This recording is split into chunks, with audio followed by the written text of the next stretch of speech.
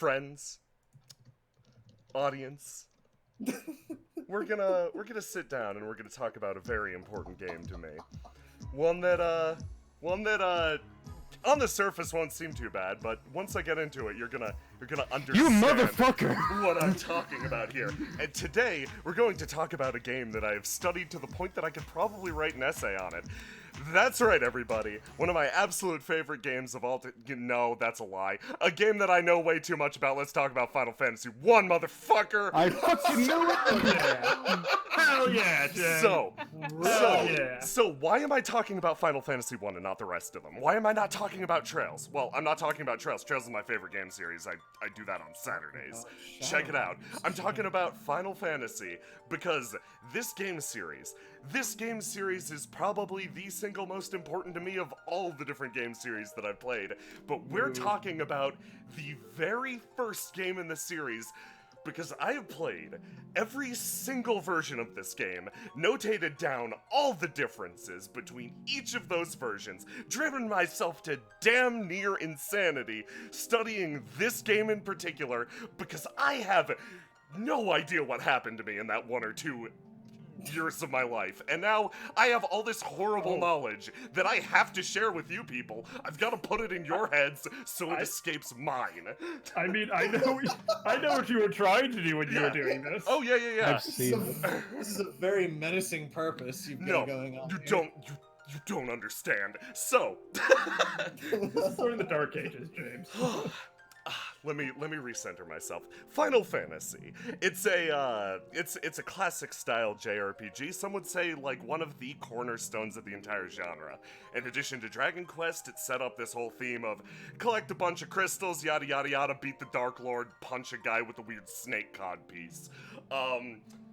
Final Fantasy was unique in that it came out for the NES, which the expectation for storytelling was super, let's say, simplistic. So like let's take a look at this map. This map seems, I don't know, kind of small.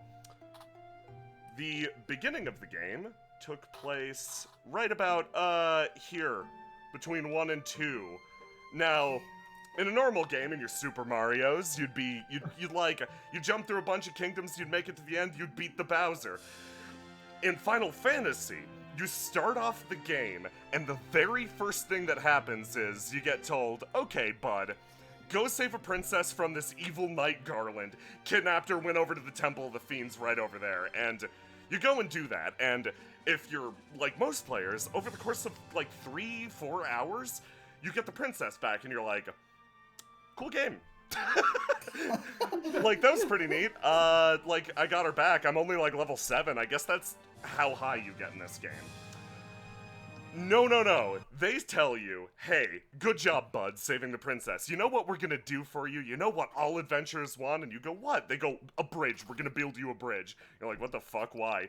You walk up to the bridge that's named after you, and the actual intro kicks in, and you're like, and your dumbass at age 6 is like, oh, whoa, there's me and vague outlines down in the lower right.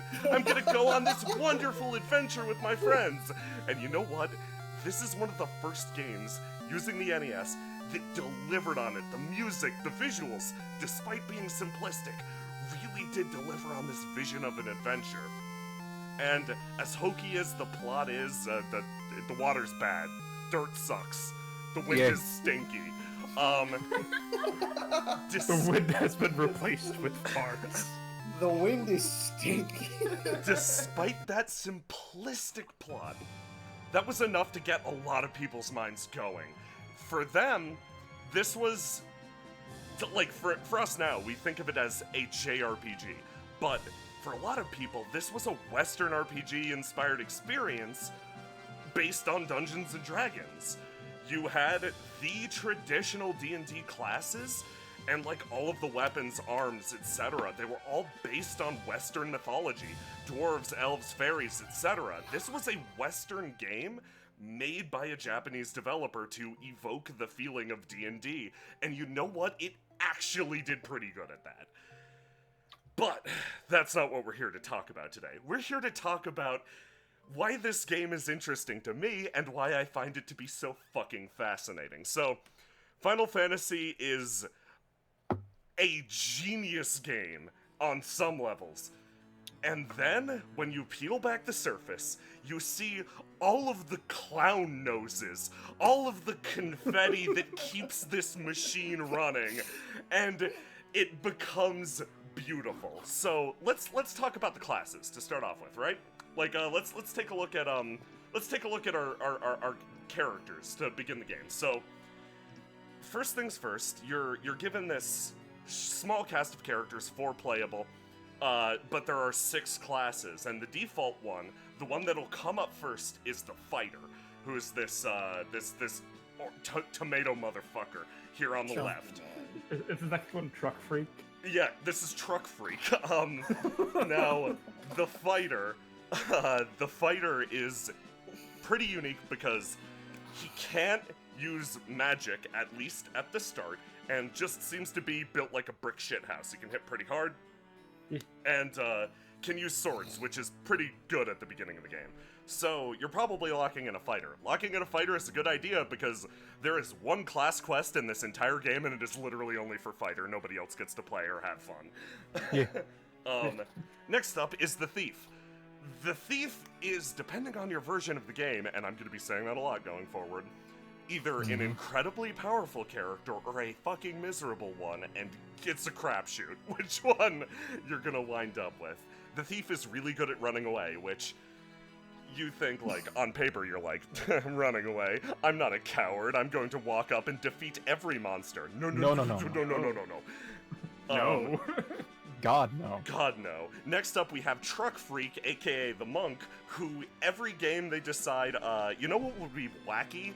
Changing the way Monk works. Just change some numbers, figure out, like, basically change the game around this character to just make this a spastic experience of selecting this guy. The Monk is, the Monk, or the Black Belt in the original version, is this character that begins with no weapon, no armor. In fact, he basically gets scaling attack and defense as just part of his numbers. You don't want to keep equipment on him. And those numbers change based on your game version. So, like, a lot of people don't like Black Belt. I personally think they're pretty good. But, next up, you got the Red Mage.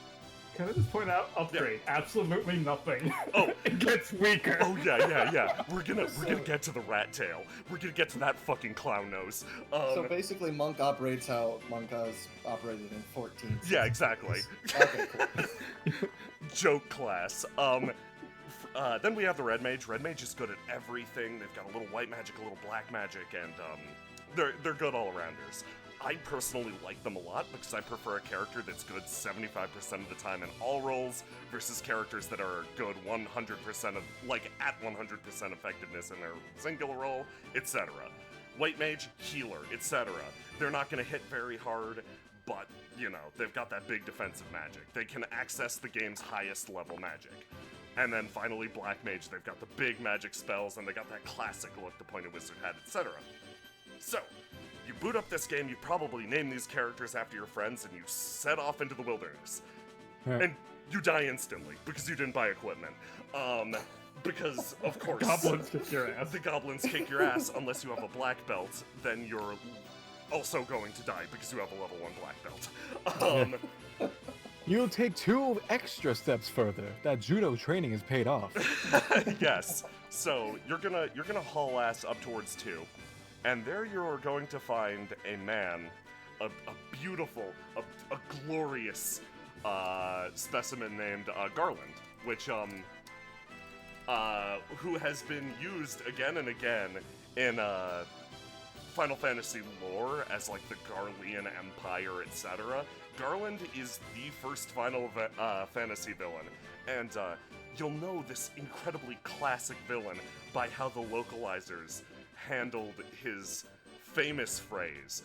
You come in, you're ready to save the Princess of Corneria from Garland, and Garland steps up to you in his gigantic armor, and he says it, his famous line, I, Garland, will knock you all down.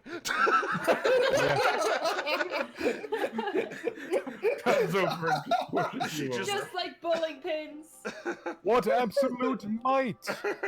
So you beat up Garland, and you get the bridge named after yourself, which is right here, and you're going on your little adventure, and let's track the path that you take through this game. So you leave the first town, and you head sort of in this direction. You stop by Matoya's cave, where if you're smart, you'll notice that the brooms are speaking backwards, and they'll give you the code to the map.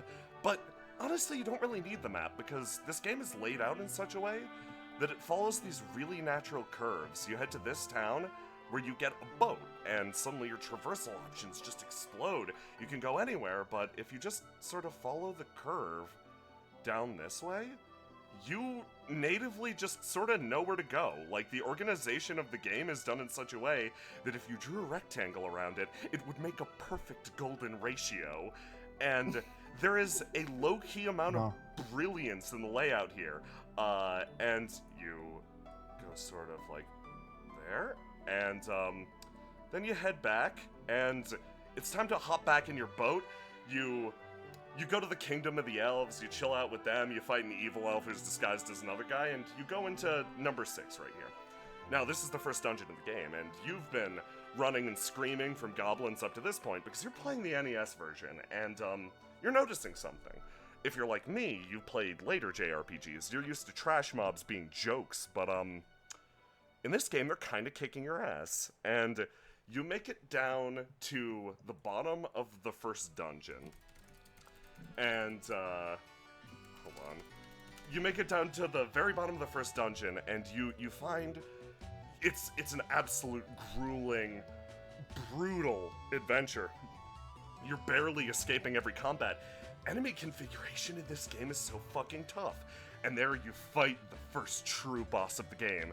The greatest challenge of all, a creature, its face adorned with horrible, twisting tentacles, ready to rip the mind from your skull. The wizard? Wizard. Beware the wizard, for you will never expect the attack he will use against you, the mightiest of spells. Yeah, that's an important question. For everybody but J-Man, what do you think the wizard does to you? What do you think the wizards do? What's their power? Don't they confuse you? Good guess. That's a good guess. I'm confused. Okay, you're confused. Okay, I need one more guess. Oh god. It's some stupid status effect. Okay. Magic arrow. Okay, all fantastic guesses. The wizards kick your ass with karate. As wizards do. Yeah. That's not a wizard. Final Fantasy. So you roll up to the bottom floor of this dungeon, and wizards have a special ability that this is a boss of a game that has an RNG number of enemies that you fight. You will fight 2 to 4 wizards, and they will surround and karate the shit out of you. The most powerful of spells, karate. Just starts beating you over the head with the stick. Just starts kicking the shit out of you. So you beat. I cast fist. Give me thine lunch money, nerd. So you're like, this game is like, the bosses actually in difficulty, they aren't that much compared to like normal mobs. Like those wizards just rolled up and tried to fist fight me, and we have swords. Like, what the fuck? But like those normal mobs were in some pretty tricky groups. They'd status me. They do all this nasty shit. So okay, I kind of get it. For these games, it's really a war of attrition. Will you be able to make it to the final boss with enough shit to beat them, rather than, like, trash is not arbitrary in Final Fantasy NES. In fact, I'd argue it's more difficult than the bosses, and their job is to wear you down. Yeah, definitely. And that's a game design that has stopped, but I actually liked. So you beat there, you go over here to the dwarves, you say lolly ho to them. Lolly ho! They brought that back in Shadowbringers, and I love that. Yeah. So you beat them, and you wonder where to go, you need a bomb or something, you head back here, you give Matoya back her eye. It's fine.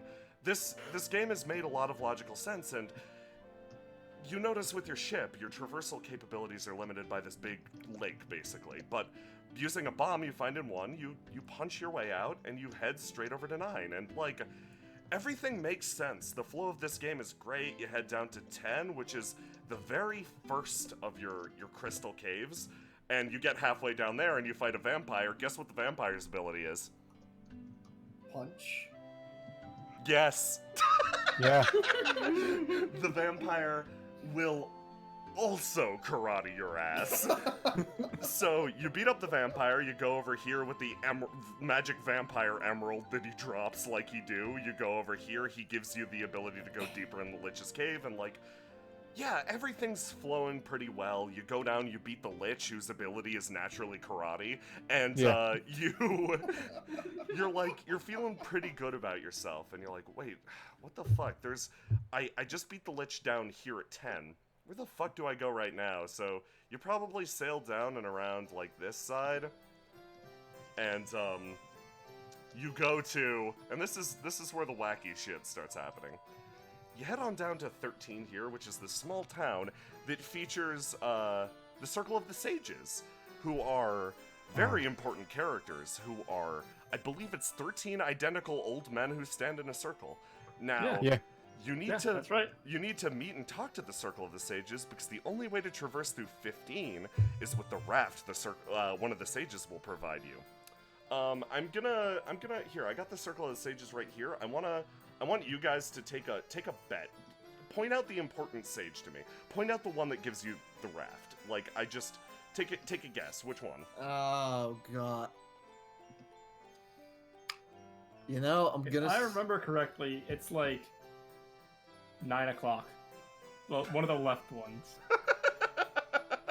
It's Okay, not it's the one in the almost hat. as In the fancy hat. Definitely not Those fancy hat. are man. some good guesses. Those are some good Can I- guesses. I'm gonna make a guess and say none of them give you that. No. One of them does give you the raft. All right. This is the perfect. I music. unfortunately remember this. Yeah, no. I'm either you're correct, Carl, or it's the one at like 3 or like 5 or it's one of the ones on the right or the left. You just talk to one of them and they're like, "Oh, by the way, here, take this fucking raft." Also, the Circle of Sages isn't on the town map. You have to wander off of it to get to them. It's great. Perfect game Aren't design. they all like generic tutorial talk too? Yeah. So you wouldn't really know you should talk to all of them if you already know how to play the game. And one of them gives you exactly. And One then of them gives you a key plot item. And then one of them gives you the fucking raft, and then you go down to Mount Golg, which has kickin' music. Oh my god. And it has a snake lady with many hands. Yeah, whose ability is karate. Yeah. And Well, she has so many hands. What's she to gonna do do with all karate those with. hands? yeah, exactly. No. Hold swords and do karate. So you Karate with swords. you've gotten 2 crystals at this point, and then you're like, what the fuck do I do? You go on down to 16 because another one of the old men, not the one you expect, tells you, hey, go down to the desert and play this doot the flute in the desert and something good will happen. So you doot that flute and your airship rises from the ground. And this is, my god, the entire game world's open up to you. And like, everything's followed a pretty reasonable progression through this entire game so far. Naturally, like, where would you go next? The answer is something like here, and then over here, and then down, and then back, and then here, and then you get your ship, and then you go back up here, and then you go back down here, and then you head up here to turn in the class quest. You go back down here. Yeah, the airship, while on paper is exceptional, somehow, all at once you're like, what, okay. I guess we're going everywhere with this thing, because... All of the elegant map design is thrown out the window once you get the airship. Yeah, no, it's just like, fucking go. Just go. Why does that happen? Because there's no world map. There's, You yeah, leave, right? yeah, you can access a world map that's basically developer code. Oh, If you talk to the runes that yo. speak backwards. So, here's where it starts to get extremely wacky. So the airship happens, you're like, I have no idea where the fuck to go. And you go into this haunted castle at number 18. And you go into the castle of Bahamut, and Bahamut's chilling out there on his, He's awfully hungry though. Of yeah, course he is. chilling out on his throne is like, hey guys, I look like Mewtwo from Pokemon, and you're like, what the fuck? Why do you look like that? He's like, get me some food, and you're like, what? He's like, yeah, bring me a rat's tail to prove you're truly virtuous or some shit. Sorry, Bahamut's at 17. Then you need to go to the Rat's Castle at 18, which requires you to use the ship again, or land your airship far as fuck away over on this peninsula here, walk all the way around to it. It's... ugh. So, you probably take the boat, you just get your cool airship, and then you hop back in the boat. Fuck it. We're sailing again. So you sail over to 18, and you get the rat's tail, and guess what? It's time for everybody to class up! And, oh my god, that moment when all of your characters suddenly power up, attain the next form, and get giant hulking eyebrows and tiny heads. Everyone goes from these cute little potato babies into these horrible hulking beefcakes with giant eyebrows. And my favorite part is, some of them get stronger, you know? Like, Knight gains the ability to cast white magic. That's awesome. They're the first paladin. That's so cool. Thief gets the ability to cast black magic. There's some powerful black magic spells. Then Black Belt, the class that was always so self-reliant, that was about growing personally in their class evolution, they get weaker. Yeah. They Less defense, motherfucker. get less magic defense.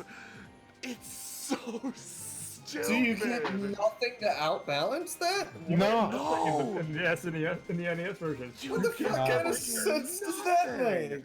Oh, but okay.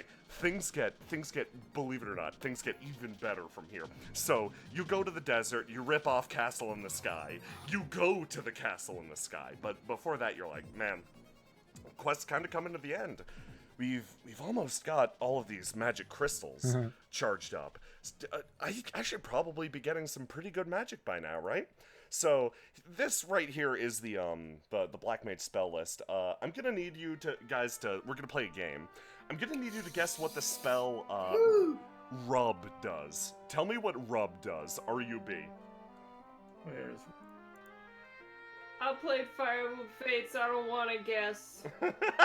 Oh. Extremely fair. It's a level 6 black magic spell. It targets one foe. Isn't it Flare? Oh, that's a good guess. No, it can't be. Or is it Death? I think it's death. Rub is I think instant it's death. Rub Oh. is indeed instant death. Yeah. So, Are you fucking kidding me? I'm gonna need you to guess what the spell XXX does. X. I don't want to. Fourth X. There's four Is it X's. AoE Death? It's AoE death. Okay, good. Yeah. I'm not googling that. Now, I'm gonna need you to guess what my favorite spell of all does. I'm gonna need you to guess what Temper does. Is it frog? That's Please a good tell me guess. it's That's a good frog. guess. Oh, I know exactly what it does, and I can't say, Yeah. but I do know what it does. It's fucking It's pretty strong. It's a pretty strong spell. pretty good, man. Temper, Temper's haste, isn't it? theoretically, It doubles your number of hits. Have you ever seen a gun that you shoot out, but then it just has a flag that says bang on it? Yeah. Temper, the spell on paper should make all of your hits deal, I believe, 15 extra damage. In practicality, let me read Temper's effect. Temper, effect, doesn't work. Yeah. I'm mixing it up with the later version where it becomes a spell that Where it works. actually works. Temper is the strongest spell in later versions of the game. Too bad Yeah. you're not playing that. Temper should increase your damage by 14 points. That's a shame. It does nothing. Now, So it's like Blind in Final Fantasy VI. yes, exactly. Well, no, Blind has the important effect of giving you cool sunglasses. Yes. Doesn't work. So You learn a spell that does nothing. it does nothing. So you've acquired Temper, and you're like, damn, I'm feeling pretty strong right now. But I could use some even stronger magic. I could use the strongest black magic spell of them all, which later games would translate as Flare. Let's look at the original name of that spell. Nuke. It's just called Nuke. It works though. It's Yeah. I mean, It works. it is what it is. They're not wrong. Yeah. Some other favorites of mine are the spell A-Rub, which counters rub, like anti-rub. Is that life? Is A-Rub life? I don't know. No, that's life too. Or Yeah. lift Don't too. be foolish, Carl. Come Oh, on. I'm sorry. And I'm then, sorry. Finally, my favorite spell in the game, Ruse. Oh. Ruse makes you invisible and ups your evasion. It's really stupid. It's bad. So I thought Ruse was really. I thought it was supposed to be really good. Ruse is Or a am I still confusing with later games? no, where it Ruse has is a Ruse is a very powerful spell. It actually in all works. version of yeah, it actually functions. So you're feeling strong. You've got your nuke spell that is called nuke that you had to clip out of the level to get to. You do have to do that. And you're going up to the castle in the sky, and you're like, man, I'm having a really good time in this dungeon. I found this legendary ore. I found the Masamune. Oh my god, this sword is equipable on... Wait, that's Temple of the Fiends later. No, you find the magic ore, and you're like, oh shit, this looks like something that will only be useful for fighter.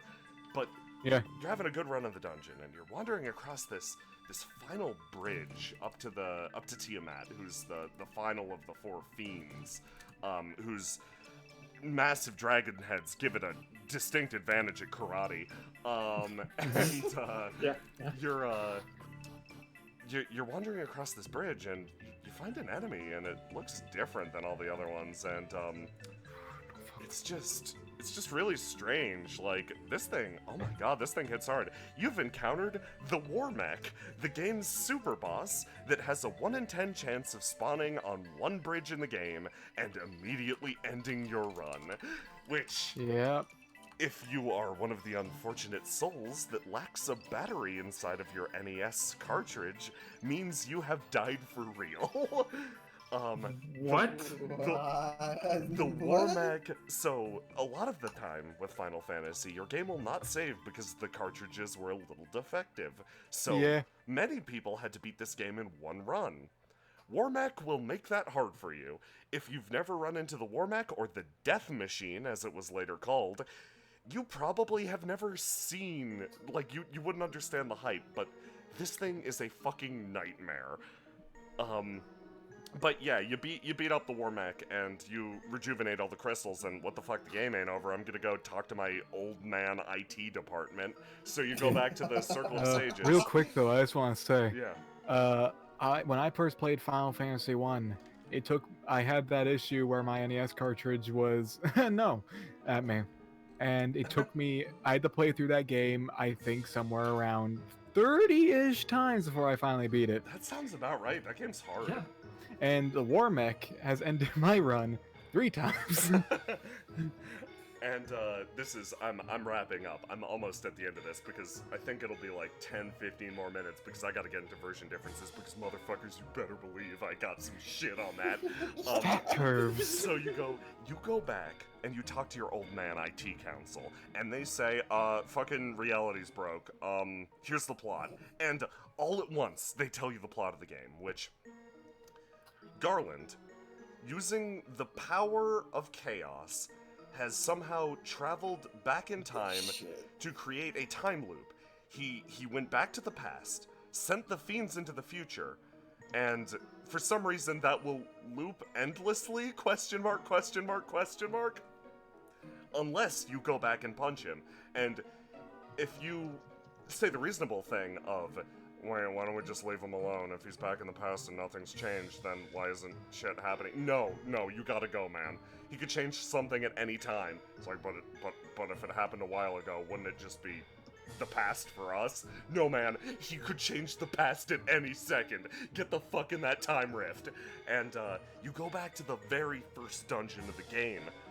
You go back to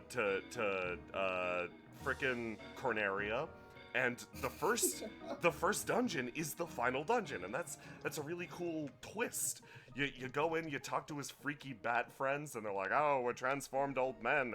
We'll send you back to the year whenever the fuck ago so you can go punch chaos. So you go back to the past, and you're getting ready to punch Garland for a second time, despite the fact that he will probably knock you down. And over the course of it, you have to fight the four fiends again, but this time it's the four fiends of the past, not weakened by time travel or whatever, except for the fact that he sent them to the future so they shouldn't be here, but don't think about it. So you fight the four fiends, and if you're like me, you make the mistake of saying, I played this game for fun, I can borderline speedrun it. We're gonna do a fun drinking game, I'm gonna drink a beer every time I kill one of the four fiends, and you forget you have to refight all four of them at the very end and die. Don't play that game. It's a bad one. That was a bad time. So you refight all the four fiends, and you finally make it to the final boss, and Garland stands before you, and this time he's not fucking around. He powers up, and he attains his true final form, which is the embodiment of a concept that's shown up a lot in Final Fantasy, and no, I need this old sprite version. Okay, there we go. You meet Chaos and his weird dragon codpiece. Don't look too deep into it. Yeah, it'll stare into your soul. Chaos is actually a complete fucking pushover. You just kill him. Like, you just, Yeah. Does he know karate? Yeah, unfortunately. Oh, I was gonna say if he doesn't know karate, that's why. Yeah. So yeah, you beat up Chaos, and order's restored to the world. You get a cutscene that confuses you even further, and you think you're done with Final Fantasy 1. You think you get to move on with your life. But no, if you're me, you're going back and you're gonna play it again on every single iteration the game has been through. Because I don't know. I was curious. I wanted to see where this historic part of gaming came from and like what it did. So I have played every release and re-release of Final Fantasy, and it's actually fascinating because you can see Square imitating their own trends as the game goes on, because the first game was very attrition based. It was about seeing how hard they can make the dungeons, but with Final Fantasy 6 and 7, their mentality changed entirely. It became about having a really spectacular boss, and everything up to there was meant to level you up for that boss. So Trash became a joke, but the bosses themselves were these incredibly, difficult enemies, and it led to some really unbalanced gameplay and weird difficulty spikes. Most of the people I know have played the Dawn of Souls version of this game, which I think is pretty good, but Yeah. Chaos at the end is such a fucker. They're like, man, we need a spectacular Doesn't last he have boss. RNG health or some Yeah, shit? that's I don't. So that comes later. Chaos at the end is just incredibly difficult. They made a very hard boss. If you beat Dawn of Souls, I applaud you. Dawn of Souls is really hard. Dawn of Souls is really hard, and there's a lot of exploits you can do. Like Temper in that game actually works, and it stacks. So long as you can cast Temper enough times on your black belt, you can punch God in half. And they added on 2 bonus dungeons to keep the game rolling that were pretty entertaining, and then they re-released it for this gorgeous re-release for PS1. Had remastered music, beautiful. The graphics got a little sort of weird, but worth it for the soundtrack. And then they re-released it again for PSP, where I think that's, if you want the most meat on your Final Fantasy game, that's a really good one, because they added this fun Chaos dungeon afterwards, where every time you complete a floor, it's like, hey, here's a bunch of RNG ways to fuckle your party. Pick which one you want, and you need to clear the entire dungeon doing that, and then you basically fight the amalgamation of Chaos, all the fiends, and the Goddess of Time to finally punch all that to rest. But, and this is the version I've been building up for, because this is the version that gave me hell and the one that I had the most fun with. Let's talk about the mobile port. The mobile port for Final Fantasy 1 is, the creme de la creme of bad design. Yeah. So let me ask you this quick question, Yeah, Jay. yeah. How would you normally curve stats when a person levels up? Okay, so I'm thinking when every time you level up, get this. Yeah. This is my pitch for a video game. Every time you level up, I want you to roll a dice, right? Uh-huh. Except that dice only has 2 sides on it, right? Yeah. And that one of the sides says all the health in the fucking universe, and the other side of the dice says go fuck yourself. And I want you to do this every single level. So at level 7, I want my white mage to have 3 HP, and I want my black mage to have 572. Yeah. Well, I gotta say, that's some genius game design right there. Let's print it. Let's print it. Sell in cereal boxes. Let's ship it. Everybody, play. Okay, so I've got a list. I was gonna. So, little backstory for this. I was actually gonna do a video on Final Fantasy 1 a while back, which is why I know all this weird and inane shit about it. I actually have I got so caught up in documenting how bad and weird the mobile version was. I've got a document of all the shit that's fucked up, and honestly, I'd love to make that video one day. I love talking shit on this game. It's a train wreck, but I feel like I've held you guys long enough. I just want to end on the note that Final Fantasy, to me at least, has always been like sort of a fundamental staple of my life, because they come out at such an even like meter that I can almost track my own progression as a person with like, oh, I was playing this Final Fantasy game at the time. Like I know everybody has their favorite, and I have yet to probably encounter my favorite Final Fantasy game because I hear 9 is the best one.